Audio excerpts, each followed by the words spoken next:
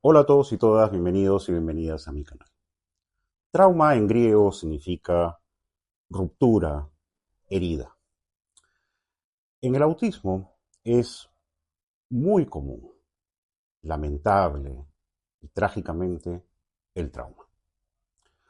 Cuando hablamos de trauma, uno suele pensar en una forma del trauma, que es el llamado trauma de choque, es decir, un evento que irrumpe en la vida, desestabilizándola y haciendo que todo se trastoque.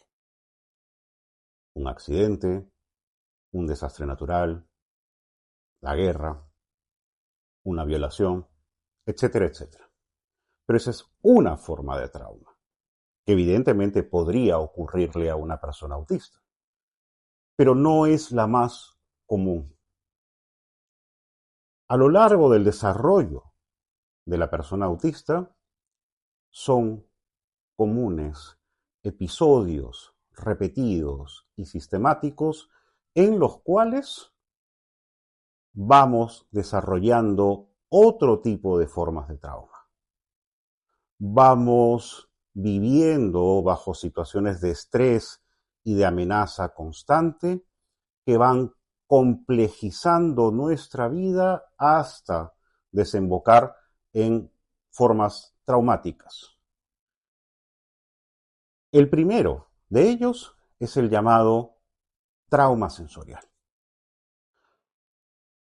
Los autistas tenemos un perfil sensorial atípico, con mayor reactividad o menor reactividad hacia ciertos estímulos. Dado que es aún lamentablemente muy poco común que se hagan perfiles sensoriales y adecuación de los entornos y de los espacios, o utilizar métodos de asistencia para poder lidiar con los estímulos que nos estresan y nos desagradan, entonces los cuidadores pueden querer hacer muy bien las cosas por sus hijos y sus hijas autistas. Pero si el niño o la niña autista percibe que su hogar está saturado de ruidos que no soporta, o no entiende por qué le ponen esa ropa que le pica o le hace doler, o estos olores que son muy complicados de procesar, etcétera, etcétera, etcétera, no va a entender este niño o esa niña por qué no lo están cuidando. ¿Por qué mis cuidadores no detienen ese ruido? ¿Por qué me ponen esto? Entonces, el niño va a sentir que el cuidado hacia él es negligente. Y la negligencia va generando esa sensación, esa percepción de negligencia, dificultades, un trastorno en el apego, pero también formas de trauma. Por el lado de la sobrecarga sensorial, en primer lugar, y por el lado de la negligencia percibida respecto del cuidado. Uno es el trauma sensorial. Dos, el vivir constantemente en colapsos, tipo el meltdown, es decir, el estallido, el shutdown, es decir, el apagado, y el burnout, es decir, cuando la persona ya está bajo una fatiga crónica por enmascarar su propia personalidad e ir en contra de su neurología constantemente.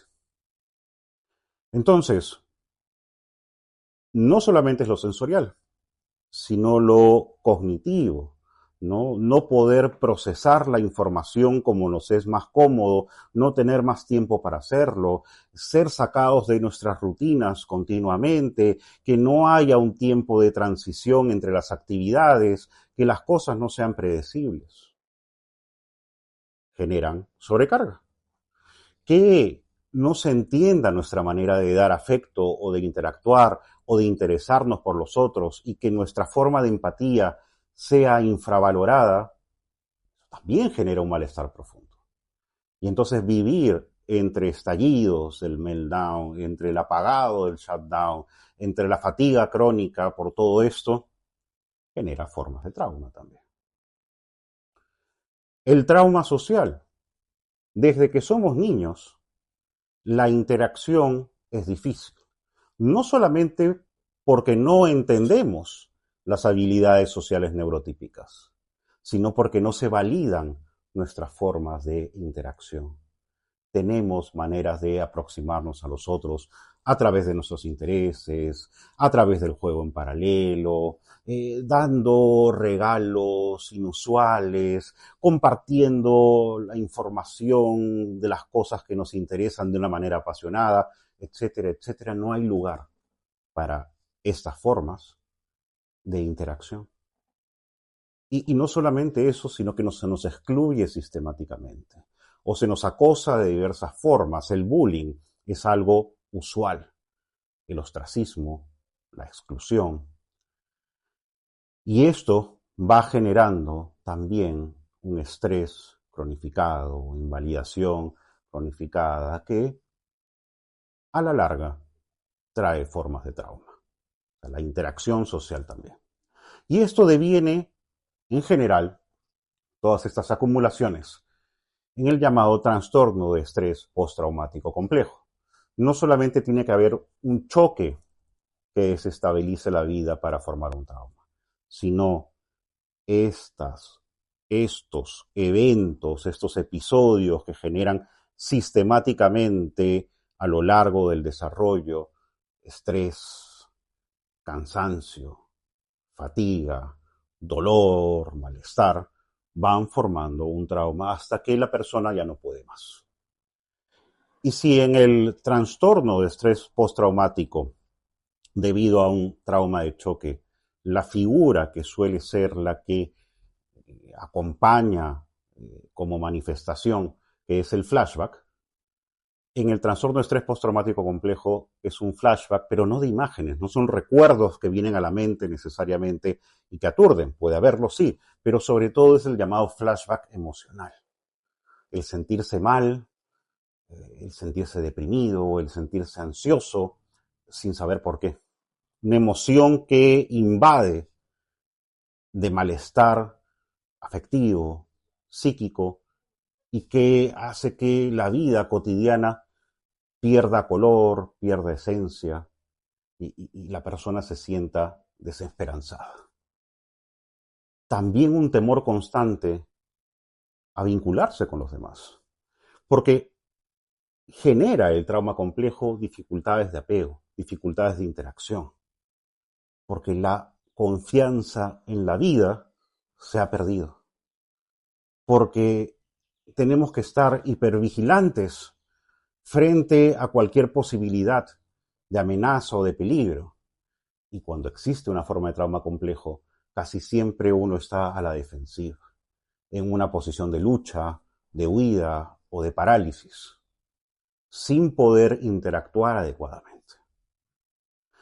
Entonces la cuestión es que si esto ocurre, pues hay que trabajar desde el cuidado informado en trauma, tratando de dar seguridad a la persona cada vez más en el entorno terapéutico, pero también en el resto de entornos, posibilitando que esa seguridad